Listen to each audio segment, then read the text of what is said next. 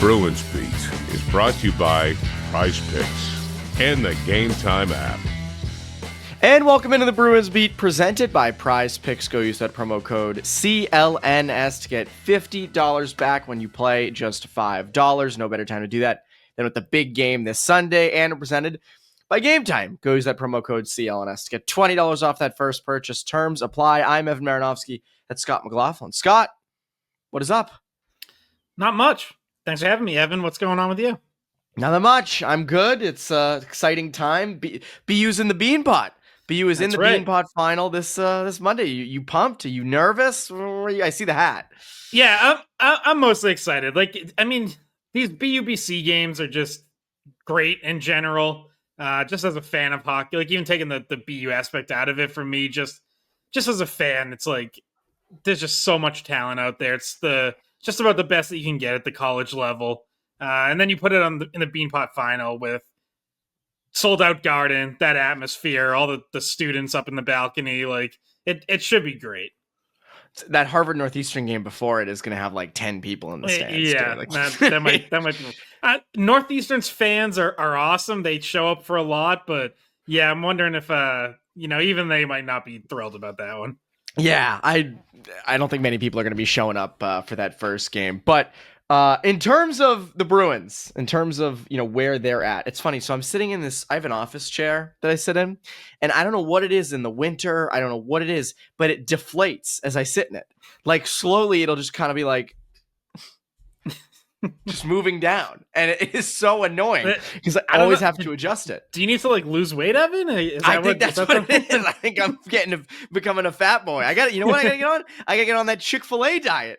That Tommy Freeze Pops was on. I gotta get on that. He's gone viral all over the place now. So I don't know him at all, but we follow each other, and that I was on a pretty tight deadline the night he dropped that deadline for myself. I wanted to get something up quick, and I procrastinating, scrolling Twitter, and I saw that, and I was like, I'll click it.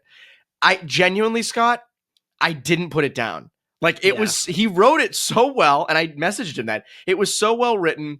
And I was so compelled by it. I couldn't stop reading it. And I ended up blowing like 20 minutes reading it. I encourage anybody to go read it because it is a fascinating story. And like the news is doing stories on him now, right? Yeah, it was like picked up by a local Rhode Island station.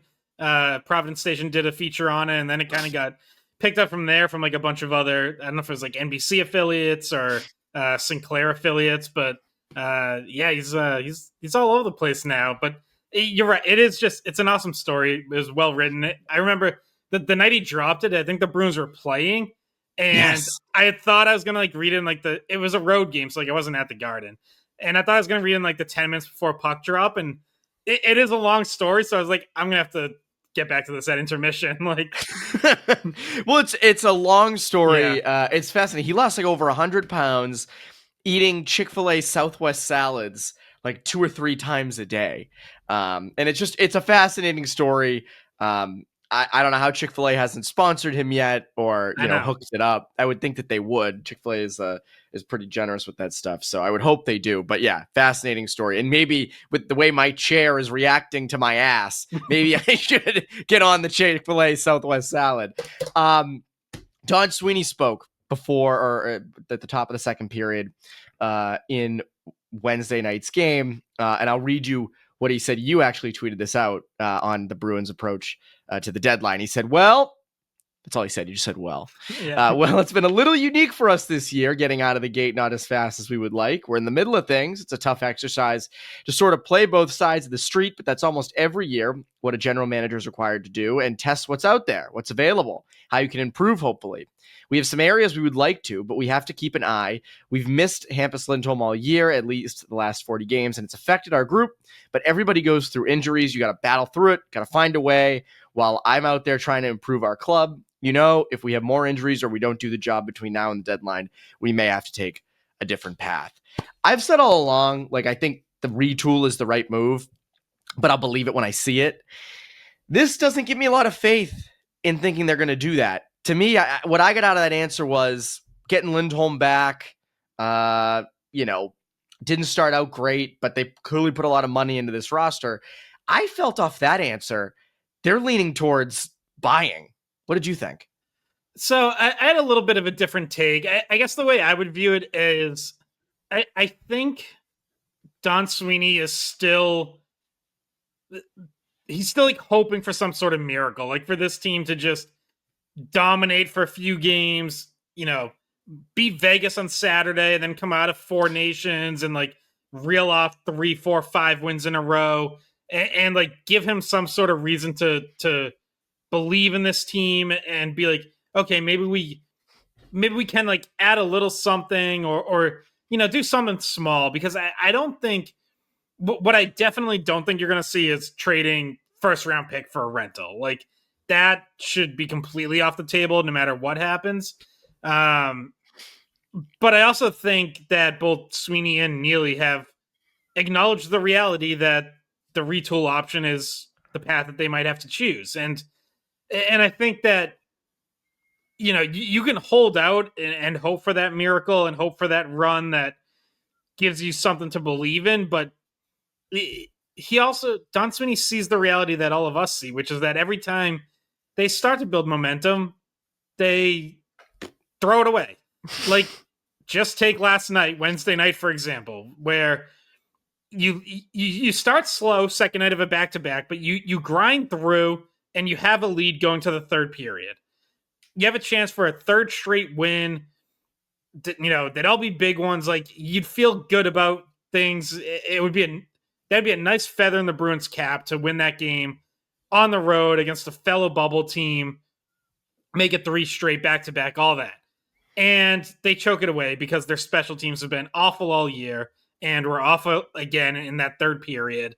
And you end up without even a point. Like, that's a game you have to at least get to overtime and get a point when we're talking, like, taking like the trade deadline approach out of it. Just the guys on the team are focused on trying to make a playoff push. It's like, you have to at least get a point. Like, every win matters, but so does every point. And to lose that in regulation is just such a killer. And it's the kind of just completely deflating step back that this team has had every single time that they take a step forward this season. And so I think now we're only at 8 games before the trade deadline when you take into account the 2 weeks off for Four Nations. Mm-hmm. It's like, it's just not enough time to really change this team's outlook or how anyone feels about them, or even just like the reality of what they are, because they're not going to reel off 6 straight wins. Like, we know this. They might win 2 in a row at some point right after the break, but then they're going to have another devastating loss, or 2 in a row, or 3 in a row. And I think Sweeney's going to give off the impression that there's still some optimism, but I do think that this front office is coming to maybe they're slower to it than the rest of us, but they are coming to the realization that it's just not happening this year, and they are going to have to do something else. And I get why they would be slower. I mean, they spent a lot of money in the offseason on Lindholm and Zadorov, and there was, I think everybody had pretty high expectations for them coming into this year, especially them. And even if they won against the Rangers on Wednesday, it's 3 straight wins, and that's nice. But that also came after a 7-2 loss to Buffalo and a 6-2 loss to Winnipeg. And right. It keeps, you hit it with, like, they're just so inconsistent. And I agree with you. I don't think in the next 8 games, even if they won 6 of 8, would we be sitting here being like, yep, this is a completely different team? Like, it isn't. And you hit it on special teams. And we'll talk a little bit about, the last 2 games in a bit, but like, every team is more skilled than them. Every team is faster than them. I was watching even the Sharks and the Canadiens the other night because I wanted to see Hudson versus Celebrini and Smith, and it was, exciting game of Colin Graff. San Jose is New England West at this point. Greer has completely built that team that way. And Celebrini's first goal that night on the power play, every guy touched the puck. It was like tic-tac-toe, tic-tac, right to Celebrini one-timer. Now, obviously, do the Bruins have guys that are as skilled as Will Smith and Celebrini? Well, outside of Pastrnak, probably not. But you have guys like Jake Wallman out there and others, and it's just... And you don't ever see that with the Bruins power play, really. It's a lot of, and you saw this Wednesday night, puck battles in corners, winning those and trying to find a guy for a one-timer. There's not, clean zone entries don't happen often. And I just think skill-wise, speed-wise, they don't have it. And that's not changing over 8 games. Like, that's not going to magically change. And, I think back to the trade deadlines of like 2015 and 2016, where they would kind of minor tweaks, Lee Stempniak and guys like that. I mean, Petrov McGuire would love that, but the rest of us are left kind of empty-handed. But guys like that, minor additions, is that really going to make a difference for you? Like, are you going to overcome Tampa, who has 4 games on you? Detroit's been red hot. Ottawa is now in the top 3 in the Atlantic. Montreal struggled of late, but they're only 5 points behind. Columbus is 1 point behind. Like, you're just in the thick of it. And I don't see them coming out of that. I don't. No, neither do I. I think obviously if you wanted to play optimist, like the reason they built the team this way is they feel like it's more conducive to playoff success when games tighten up and they're not as fast or as open and there aren't as many rush chances. And they thought they had built a team that was going to be more equipped to win those kinds of games. Now, if it's not even good enough to get you there, then it doesn't really matter how you're built. So, I do think there's still an element of like, they feel like if they can hang around and maybe they're the one out of those 4 or 5 bubble teams that gets hot enough to squeeze in, can you talk yourself into like, well, we can play that style and, Swayman can get hot like he did last year, but none of it, even that though, it's like, it's such wishful thinking that it doesn't lend itself to going out and buying. And I think you can still sell off a couple pieces and still try to be that team. Like, still try to be the team that just gets hot at some point down the stretch and squeaks in and hopes Swayman gets hot. Like, you can move a couple pieces out that aren't part of your future. Maybe an opportunity presents itself to add someone with term, someone who's not a rental that you could see being part of this team for years to come. So I still do think there's like a middle. Tuck. What's that? Alex Tuck could be one. Like, yeah, that wouldn't shock me if they did that. Yeah, like that's absolutely like a player worth targeting in that mold. So like you could still see this kind of middle path where they sell a couple pieces, but maybe they're also bringing someone in, and that way you're not telling the roster that you're completely giving up on them, because that, like consciously or not, guys can kind of just mail it in after that. So there is kind of that middle path that I wouldn't rule out, and also wouldn't really be opposed to if the deals are right. I agree. I want to keep talking about the deadline and where we're kind of both at with that. But first, our friends over at Prizepicks are the best place to get real money sports action with over 10 million members and billions of dollars in awarded winnings. Prizepicks has made daily fantasy sports accessible to all. You just pick more or less on at least 2 players for a shot to win up to 1,000 times your cash. Run your game all season long over at Prizepicks. The big game is almost here, and it's now or never. Don't miss out on the last football game of the season with Prizepicks, the best place to win cash while watching the big game. Prizepicks is also giving away a free pick for the big game, where one of the starting quarterbacks will only need to throw a single yard to win. I don't know, Scott. I think both Mahomes and Jalen Hurts probably are going to pass the 1 yard passing yard threshold. I would think. So then I have to go drastically wrong for that not to happen. If you're correct on at least one more stat projection, you can win real cash. Some of those things they have. Mahomes is the one that needs more than 1 passing yard.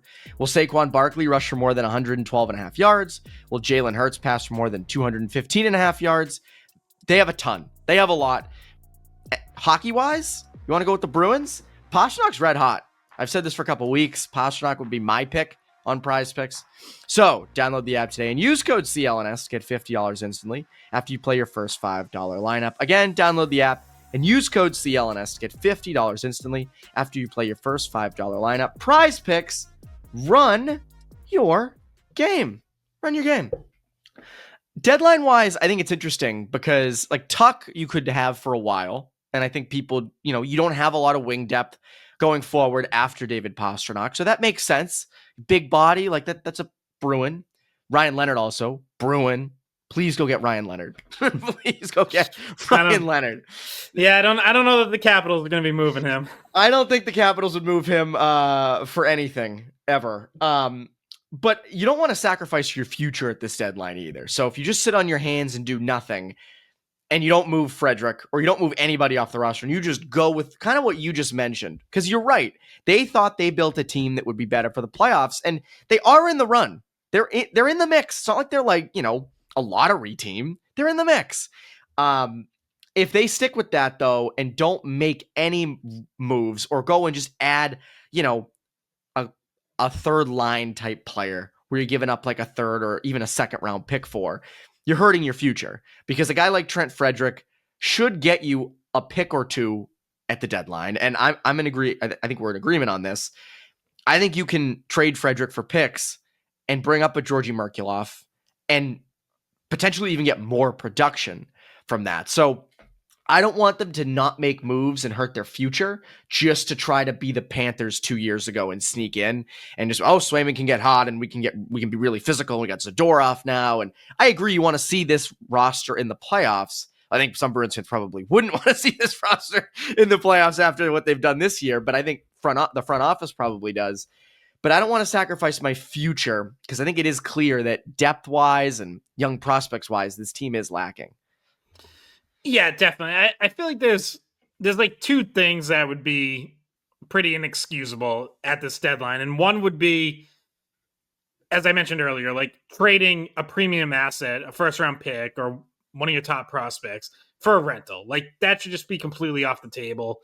And the other would be what you just mentioned, is like holding on to everyone and then losing guys for nothing in free agency. Like this isn't, in years past, you can sell that as like, well, they're our own rentals. Like I didn't rip them for hanging on to Jake DeBrusk and letting him walk last year, because no, I agree. I thought last year's team had a chance to make some noise. They got to the second round. I had zero issue with hanging on to Jake DeBrusk, even if you weren't going to re-sign him. But this year, like I said, like Cruz this doesn't look like a cup contender, and I think the pieces that you would sell off don't even dramatically change what your ceiling could be if you do squeeze in. Like, yeah, you can give some younger players a chance and ride with them, and however far you get. Like, it's probably just the first round, but that can be valuable experience for those guys. Like, Matt Poitras can get his first NHL playoff action, and Lohrei can get more games after a promising postseason last year, and maybe Merkulov's in there, or Lysell gets a chance, or Mike Callahan, like whoever, like these guys can all get some playoff experience. That's kind of like, if you go back to their last retool in the mid 2010s, like that, I think it was 2017 when they got back to the playoffs after missing out for 2 years. And they lose to Ottawa, and that team wasn't very good, and no one had any expectations, but it was like McAvoy got playoff experience, and DeBrusk and some other young guys. I think Carlo got hurt right before the playoff. Pastrnak, obviously, yeah. They had everybody was hurt for that series. They did like Tommy Cross on D. They had some names back there. That was great. But it's like, that's what this year could end up being, where it's like, yeah, we're not going anywhere, but maybe you squeeze in some guys, get some experience, and then you start building for better things over the next couple of years. I think that's the path. I think like they're not out of it if they sell off some pieces. Now, if you sell off Brad Marchand, you're out of it. Like that's it. I mean, you're there's no going back. Even if you sell off, like I think a Coyle or a Carlo, that takes you out of it as well. Like those are, as much as fans have been upset with their play this year and they've underperformed for sure, those are important guys. And I don't think I'm, at that point quite yet, unless you get a real return for those guys. I mean, if someone's willing to offer you a lot for any of those guys, I listen on anybody. I do. But just trading those guys to trade them, I don't think they're going to do that. I think what they end up doing is Frederic and I don't know who else. Like, I think, where are you on Geekie? keep re-signing him or dealing him? Because I'm leaning towards a re-sign with him. Yeah, I lean towards re-sign as well because I really like a lot of what he's done now. I do think he had a tough game Wednesday in New York, but obviously had been playing really well for a long stretch of time here before that. But it's going to come down to cost. Like what is he looking for? He makes $2 million now. I think I'd probably be willing to go up to double that salary, but is he looking for 4.5, 5, more than that? Because The Athletic has him valued like what he's given you this year at $5.7 million. Yeah, and obviously, which I don't think I'm going there. Yeah, but like their values are a lot like analytically based, and I don't dismiss that, but I think that same model had DeBrusque valued at like over 7, so there's some inflation there. But yeah, like I'm not going to like 5.5, 6 for Geekie. I don't know if I'm going over 5, but if there's a reasonable deal there to be struck, I would absolutely be interested in bringing him back. And the flip side is, if you realize that there is a gap between what the two sides are looking for and someone wants to blow you away in a trade, I absolutely listen. Like you kind of got to be open to everything. He would have a lot of value on the open market because he is still a restricted free agent. He's not going to be unrestricted. So there's still some team control there. All the things that make him appealing to keep in Boston would also make him very appealing to a contender out there. If someone came along with like offering a first round pick for him or, a first and a prospect, I have a tough time not taking that, but I'm with you. Like I mentioned this earlier when talking about Alex Tuch. They don't have a lot of depth on the wings going forward. And a lot of guys have not worked with David Pastrnak. Well, Geekie does. Geekie has worked with him last year. He's worked with him really well this year. Works well with Zacha. Like that line works. And I'm not saying that's, a number one line that's going to get them to a cup in a year or two, but at least what works. And I think there are a lot of question marks on this roster, especially with depth players, where the devil is better than the devil you don't. And to me, Geekie is a guy, and he's not the devil, but I think he's an accessory. He works anywhere in the lineup. I'm fine with re-signing him, with a certain amount of money. I'm with you. Like 5.5, 6 million, not my thing. But under 4.5, if you can do that, that's a nice raise. I'd be in favor of that. So it'll be interesting to see what he ends up doing and kind of who the Bruins end up trading. But first, our friends over at Gametime. It's February. It's kind of boring sports, but this Super Bowl. But outside of that, not a heck of a lot. Bean pot. Well, that's true. All right, so you want to go to the Beanpot? Our friends over at Gametime can hook you up. Gametime has a new feature called Gametime Picks that makes getting tickets to events even easier. It filters out the fluff to show you only incredible deals on great seats so you don't have to waste time searching through thousands of tickets to find the best possible value. They also have all-in pricing. Toggling this feature shows the total up front with no surprise fees at checkout. Seat views. Get a panoramic view from your seat in the app before you buy. You get to picture yourself there. It's great. They have the lowest price guarantee, or Gametime will credit you 110% of the difference. And then there's Gametime ticket coverage. Your tickets are guaranteed to be delivered on time, and your purchase is covered with the most flexible customer service policy in the ticketing industry. So take the guesswork out of buying tickets with Gametime. Download the Gametime app, create an account, and use code CLNS for $20 off your first purchase. Terms apply. Again, create an account and redeem code CLNS for $20 off. Download Gametime today. Last minute tickets, lowest price, guaranteed. Scott, what time is it? Is it game time? It is in fact game time. It is game time. I was worried you'd give me like the real time. I'd be like, I got to cut that out. Restart. You got to say game time. Fortunately, though, you got to correct as my seat continues to deflate. It's fun. It's interesting with this team with the deadline.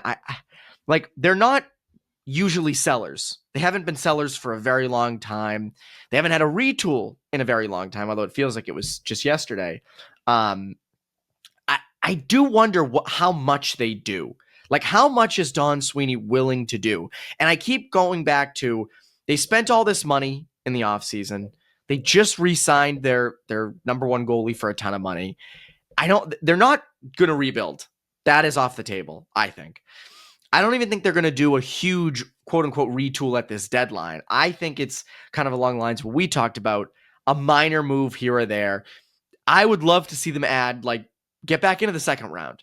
I would love to see them get back in to the second round in June. To me, that's like another first rounder would be great. Get back into the second round. Like, second round picks are important.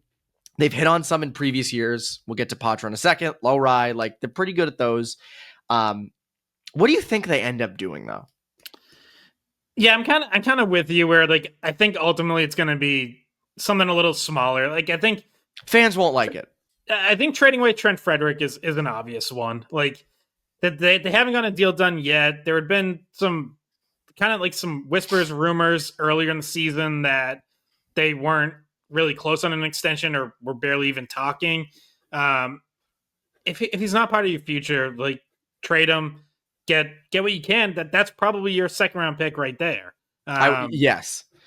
Like that, I saw even like The Athletic was doing kind of like mock trades or like best fits or whatever. And they had Frederick to Tampa for a second round pick. I'm like, that seems to make sense to me. Like that. I'm fine with that. Yeah. Like, so you do that. I might listen on Justin Brazeau. I don't know exactly what his value is. Like, obviously he was having a good season, 10 goals, 10 assists, has gone very quiet recently. Ice time's gone down. So, but I would explore that market. Like, again, Brazeau, pending free agent who, sure, I might like to keep around, but I don't think he's necessary to keep around. So if you can get something there, take it. And like, that might be about it. I said, like, I've been open to, adding someone with term. Those deals are kind of tougher to get done. If I had to guess right now, I'd say they probably don't make that kind of trade. So it's sort of like maybe two pieces out and get a couple assets, and that's probably it. Like, that feels like the most likely path to me, even though that's not super satisfying or exciting to talk about. But I do still think there's the possibility of a more extensive retool if this team falls off. Like I mentioned that, the front office might be hoping that they go on a hot streak here. There's the flip side of that where they lose to Vegas going into Four Nations, and then they come out of break with 2 or 3 losses in a row, and now you're really fighting an uphill battle and like almost off the bubble. That's where I think maybe you get into like, okay, do we look at moving Coyle or Carlo or Marchand, as crazy as it sounds? Like, because you have to, at the very least, like, you have to be having some real conversations with Brad Marchand about like, okay, what are we looking at on the next contract, right? Like, are the Bruins at a point where they're trying to go year to year with him and Marchand's like, no, I want a 4-year deal? Because that's kind of a tough bridge to gap. And you have to know going into this deadline, like, where both sides stand and can you bridge it? If you can, then sure. Obviously, everyone would love for Brad Marchand to finish his career as a Bruin. But I do still think there's that path open there where, if things really go south and they lose a few in a row, that more stuff ends up on the table than just these couple smaller moves that we're talking about. And with Marchand, it's also what are you doing in the next 3 years? Like, are you competing for a cup? I mean, they built this roster to compete for a cup, but what if Elias Lindholm is a glorified third line center? What if Zadorov is a glorified third pairing winger? What if Swayman is more of what he's given you this year than the last 2 years and can't handle as much of the load as the number one? I'm not saying that that's all going to be true, but if 2 of those things are true, you're not a cup contender. Considering Detroit seems to be hitting its stride. Montreal is at least close to hitting its stride. Ottawa is in the mix now. So the Atlantic's much tougher. And I think with a guy like Marchand, it's like, all right, you're going to be 37 next year. Do you want to keep trying to hack it away with this team, or do you want to go to a definite contender? And that's where I wonder with him of like, I have no doubt he probably wants to finish his career here. He's the captain, all that. Like, this has been his only home he's ever had. But do you want to be here for what potentially could be sort of a couple years of mediocre, middle of the pack type teams? And again, it could go the complete opposite next year. And because again, you have part of the reason they've been so down this year is you have Lindholm, Coyle, Zadorov, Carlo, all key members of your team who are underperforming by a lot Swayman's underperformed, especially at the start of the year. So maybe that all reverts, or maybe it doesn't. And I just wonder if he's willing to make that bet too of, hey, Colorado looks pretty nice. Or like, I think The Athletic recently had him, or it was a story saying that the Oilers would be a great fit for him. That'd be really fun. Yep, Brad, go have fun in Edmonton. Bye-bye. Have fun in Edmonton. So I don't know. It'll be interesting to see. Last two games, nice win over Minnesota. Got to give him credit there. Good shutout win. But then a tough loss to New York. Again, one step forward, two steps back. I will say, though, Matt Poitras showed promise of late. What do you make of that? Yeah, he has. He had the back-to-back 2 assist games. Little tougher night Wednesday in New York, but far from alone on that boat. I think you see his creativity and his ability to hold on to pucks and make things happen in the offensive zone. And it's, I think like when I see him with the puck on his stick in the offensive zone, like there aren't too many guys on this team where I'm like more confident that something good might come out of this. And there are still times that he holds on a little too long and maybe holds it into, skates into trouble. But more often than not, like he makes a good play with the puck. And even if it's just as simple as moving it to the next open guy and keeping a cycle going, like he's just very smart with the puck on his stick. And this team doesn't have enough of that. And like, you can just tell that it's a different element of seeing the ice and being able to make, even just like recently, a couple chances he's created where, he has the puck and doesn't really look like much is developing, but he makes kind of just one little subtle move and it opens up a passing lane. And, like I feel like he could have a couple more assists than even the 4 that he had in those 2 games, even Wednesday night, like he sets up it's towards the end of a power play. He sets up Geekie in the slot and he made the sort of like I said, like a subtle little move to open up that lane. And then Geekie fumbles it away. Poitras got caught probably a little too deep and wasn't able to get back. And it ends up being a 2-on-1. But the play to get it to Geekie is again like he sets up a scoring chance, or what should have been a scoring chance. Unfortunately, it turned into a goal against going the other way. But yeah, I've been really encouraged. I think obviously the next step is going to be, can he handle a bigger role with more minutes? I think he's kind of found, a good spot for him right now on that third line, playing 12, 13 minutes a game. I don't need him to do more than that right now, but that will be like the next big step in his development is like, okay, is this someone who's going to be a top 6 center who can handle 15 to 17 minutes a game? Because that's a different ask. It's tougher matchups. It's, it's more minutes. It's just more demanding.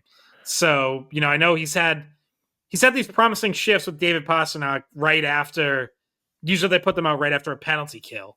I know people want to be like, oh, just put him with Pastrnak full time. It's like, he can't handle that many minutes right now. Like it's okay. Like capitalize on those situations when they present themselves. But I would be pretty happy with how he's playing as a third line center right now.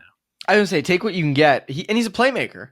Like you nailed it with the skill, making plays. Like puck on his stick, you're not worried. You're not, oh god, this puck's gonna die on his stick or anything like that. And I think you see it with these young guys. I mean, even Lowry last night at the end of the game. I mean, he almost scores off that weird bounce to the front of the net and just active in the offensive zone and getting low in the offensive zone when you need it. I mean, he's good at that stuff. There were even a couple times he cut in front of his own net with the puck again to break the puck out. Like I said this after his mishap against Winnipeg last week. I don't mind that. I mean, again, you have to figure out the right time to do it and those mistakes, but those mistakes are going to happen and it's okay. It's okay. Like that's the, young guys in the NHL, that stuff is going to happen. And I think you see it. I mean, you even see it with Merkulov in Providence where it's like, ooh, the skill is there. Like Merkulov kind of has that skill that you don't see a heck of a lot of with this current Bruins team where they seem to be trying to play it safe. They're trying to play it safe. And again, like Poitras has that playmaking ability. Merkulov seems, at least at the AHL level, to have that playmaking ability. And that's why, again, like if you did deal Frederick, if you did deal Brazeau, and Merkulov came up, and maybe a Lysell. I don't know if they're going to roll with 3 young guys in the forward core, but I do think they are intriguing, and you do want to see what you have with those guys. So we'll see what they do. We'll see what happens. It's been an up and down year, Scott. All over the place, just completely all over the place, which is just great. Yeah, great for us. The most predictable thing about this team is that you cannot predict what's going to happen on any given night. Every time you start to feel good, they have a Wednesday night where they blow it and lose, and every time you get too down on them, all of a sudden like they break out a big win, and you're like, oh, where'd that come from? I thought they were going to beat Winnipeg last week after that 7-2 loss to Buffalo. I was like, they'll find a way to beat Winnipeg. You watch. And then, of course, they lost 6-2. So I was like, all right, well, they're just not that great. That's the other thing. I don't want to repeat myself again, but just what we talked about at the top. Like, they are what they are. They're inconsistent. That's what they are. And they don't outplay good teams. They can beat them, but they don't outplay them, which again, over a 7-game series is not going to do you a heck of a lot of good. Scott, what can the people look forward to from you?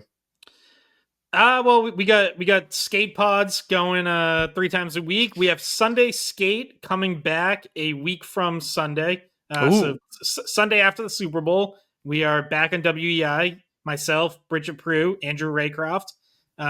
So that'll be 9 to 11 a.m. every Sunday. And then articles on WEEI.com. A lot of fun. Go look out for that. And that's been Bruins Beat. I'm Evan Marinofsky, Bruins Beat listeners. Have a great rest of your week.